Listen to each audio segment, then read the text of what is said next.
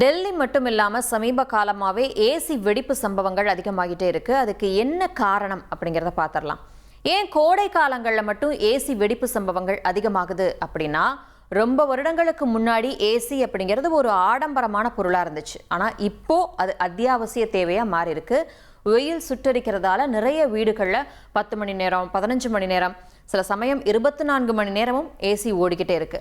ஒரு 40 degree Celsius வெயிலில் AC இப்படி தொடர்ந்து ஓடிக்கிட்டே இருக்கும்போது மனுஷங்களை மாதிரியே ஏசியும் ஈஸியாக டயர்ட் ஆகிடுது. ஏசி ரொம்ப பழசாக இருந்தாலோ சரியாக மெயின்டைன் பண்ணலை அப்படின்னாலோ அது ரிப்பேர் ஆகிறதுக்கு நிறைய வாய்ப்புகள் இருக்கு. முதல்ல ஏசியோட வேலை என்ன அப்படின்னு பார்த்துடலாம். இப்போ உங்க ரூம்ல வந்து ரொம்ப சூடா இருக்கு அப்படின்னு வச்சுக்கிட்டோம் அப்படின்னா, ஏசியோட வேலையே அந்த மொத்த சூட்டையும் மொத்தமா உறிஞ்சி வெளியில தள்ளுறது தான் அதோட வேலை. அடுத்து இதுக்கு வந்து ரெஃப்ரிஜரண்ட் அப்படிங்கிற ஒரு ரசாயன கலவை தேவைப்படுது, அதாவது குளிரூட்டி. இது வந்து அழுத்தத்துக்கு ஏற்ற மாதிரி வாயுவாகவும் திரவமாகவும் மாறிக்கும். இது வந்து குழாய் வழியாக உள்ளே ஓடிக்கிட்டே இருக்கும். இந்த வாயு வடிவில் ரூமில் இருக்கக்கூடிய சூட்டை உறிஞ்சு அப்புறம் வெளியில் விடுறது தான் அதோட வேலை. சூடு போனதும் அந்த குளிர்ந்த வாயு மறுபடியும் முழுக்குள்ள வந்துடும். இந்த சுழற்சி ஒவ்வொரு நொடியும் ஏசிக்குள்ளே தொடர்ந்து நடந்துக்கிட்டே இருக்கும் விடாமல். அடுத்து ஏசியில் ரொம்ப முக்கியமான பாகம்னா அது இந்த கம்ப்ரஸர் தான். ஏசியோட இதயம் மாதிரி அப்படின்னு கூட சொல்லலாம். நம்ம இதயம் எப்படி ரத்தத்தை அந்த பம்ப் பண்ணுதோ அதே மாதிரி அந்த கம்ப்ரஸர் தான் அந்த வாயுவை பம்ப் பண்ணி ஏசி முழுக்க அனுப்புது. இது இல்லாமல் கூலிங் ஆகவே முடியாது ஏசியால். இப்போ வெளியில் வந்து ஒரு 40 டிகிரி செல்சியஸ் வெயில் அடிக்குது அப்படின்னு வச்சுக்கிட்டோம்னா நம்ம ரூமும் ரொம்ப சூடாக இருக்கும். இப்போ கம்ப்ரஸருக்கு வேலை வந்து ரொம்ப அதிகமாகிடும். தொடர்ந்து ஹீட்டாக இருக்குது, இது இயங்கிக்கிட்டே இருக்குது. அப்படிங்கிறப்ப கொஞ்சோண்டு சூட்டை வெளியில் தள்ளுறதுக்கு பதிலாக தொடர்ந்து அது வந்து நிறைய வெப்பத்தை அது வெளியில் தள்ளணும். ஆக அது ரொம்ப வேகமாக ரொம்ப நேரம் வேலை செய்கிற மாதிரி இருக்கும். இதனால ஏசிக்கு உள்ளேயே நிறைய வெப்பம் வந்து உருவாகும். ஏசிக்குள்ளே இருக்கக்கூடிய அந்த வாயு எப்பவும் ஒரு குறிப்பிட்ட அழுத்தத்தில் தான் இருக்கும். சாதாரணமாக இது வந்து ஒரு பாதுகாப்பான அளவில் தான் இருக்கும். ஆனால் கம்ப்ரஸர் இப்படி ரெஸ்டே இல்லாமல் ஓடிக்கிட்டே இருக்கும்போது உள்ள இன்னும் அழுத்தமாகிட்டே இருக்கும். ரொம்ப அழுத்தமாகுது அப்படின்னா அது வந்து ரொம்ப ஆபத்து. அடுத்து ஒரு முக்கியமான விஷயத்துக்கு வருவோம். அதாவது உள்ளுக்குள்ள ஏசி இருக்கும், வீட்டுக்கு வெளியில் அதுக்கான அவுட்டோர் யூனிட் ஒன்று இருக்கும்ல, அதில் வந்து கண்டென்சர் காயில்ஸ் அப்படின்னு ஒன்று இருக்கும். இப்போ ரூம்லேருந்து கொண்டு வரக்கூடிய சூட்டை வெளியில் தள்ளுறது தான் இதோட வேலை. வெளியில் அந்த அவுட்டோர் யூனிட்டில் இருக்குது. ஆனால் நாளாக நாளாக இந்த காயில், அந்த காயிலுக்கு மேலே வந்து என்னென்ன படிய ஆரம்பிச்சிடும் அப்படின்னா, தூசு படியும், அழுக்கு படியும், இல்லை காய்ஞ்ச இலைகள் வந்து உள்ளே போய் சொருகிக்கலாம், இல்லை சிலந்தி வலை பின்னலாம், இதெல்லாம் அங்கே அப்படியே படிஞ்சிடும். இப்படி ஆச்சு அப்படின்னா வெப்பத்தால், அதாவது அந்த வெப்பம் வந்து சரியாக வெளியில் போக முடியாது. இப்போது நீங்கள் வந்து மூக்கை பிடிச்சிட்டு மூச்சு விடுற கஷ்டப்படுற மாதிரி தான் அதோட சூழ்நிலையும் இருக்கும். ஏசிக்குள்ளேயே வந்து அந்த வெப்பம் தங்கிடும். இப்போ கம்ப்ரஸர் இன்னும் கஷ்டப்பட்டு வேலை செய்ய வேண்டியிருக்கும். அப்போ அழுத்தம் இன்னும் அதிகமாகும். போக போக அழுத்தம் ரொம்ப அதிகமாகும் போது உள்ள இருக்கக்கூடிய குழாய்களும் சேதமாக ஆரம்பிக்கும்.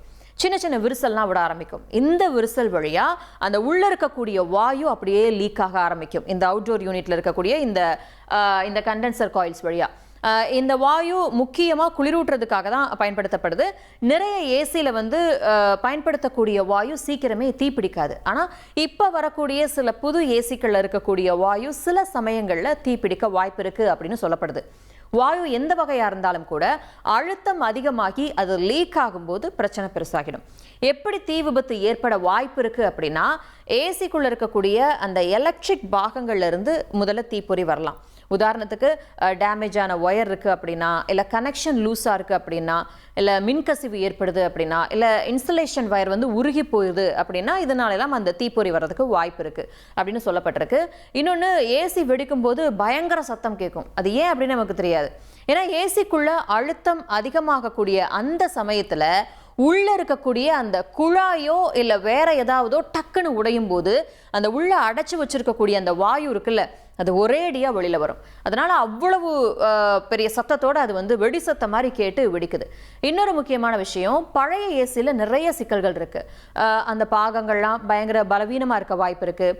இது எல்லாத்தையும் மெயின்டைன் பண்ணாமல் அப்படியே விட்டுட்டா இந்த சின்ன சின்ன பிரச்சனைகள் எல்லாமே சேர்ந்து கடுமையான வெயில் காலத்தில் ஏசியை ஒன்றும் இல்லாமல் ஆக்கிடும்.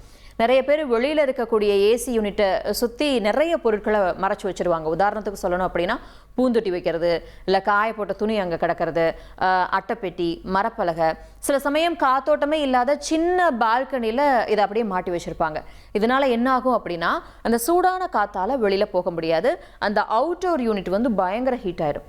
சில பேர் வந்து காசை மிச்சம் பண்ணுறதுக்காக குவாலிட்டி இல்லாத அந்த வாயு, ஏசிக்கு செட் ஆகாத வாயு, இல்லை அளவுக்கு அதிகமான கேஸை வந்து நிரப்பிடுவாங்க.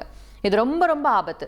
ஒவ்வொரு ஏசிக்கும் எந்த கேஸ் போடணும், அதை எந்த அளவுக்கு போடணும் அப்படிங்கிற கணக்கு இருக்குது. தப்பான கேஸோ இல்லை அதிகமாகவோ போட்டால் ஏசியோட அழுத்தமே வந்து மாற ஆரம்பிச்சிடும். ஏசி வெடிக்கிறத நம்மளால் தடுக்க முடியுமா அப்படின்னு கேட்டால் கண்டிப்பாக முடியும். சரியாக மெயின்டைன் பண்ணாலே முக்கால்வாசியான விபத்துக்களை நம்ம தவிர்த்திடலாம். அது எப்படின்னு பார்க்கலாம்.